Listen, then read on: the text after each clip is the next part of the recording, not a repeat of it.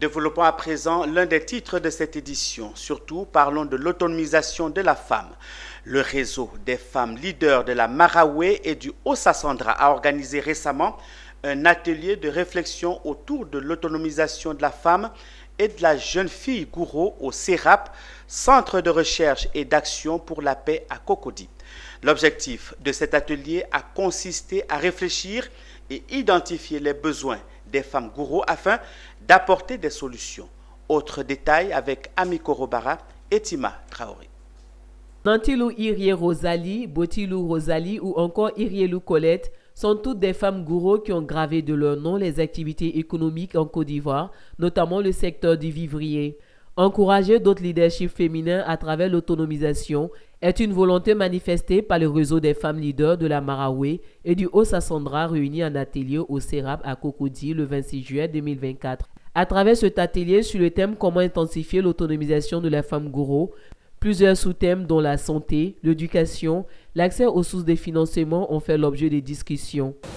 Et notre vision, c'est d'améliorer le quotidien des femmes Gouro, qui sont déjà des femmes autonomes, qui sont déjà des femmes battantes. Nous voulons intensifier l'autonomisation de la femme Gouro. Et nous voulons que la femme Gouro puisse bénéficier de tous les projets qui sont mis en place par les partenaires nationaux et internationaux. Une initiative saluée par les participants. Il faut dire que c'est ces femmes-là qu'on rencontre un peu partout, en temps chaud, en temps froid, aux abords de chemin, en train de chercher à vendre, d'acheter également. Et nous disons merci à cette initiative.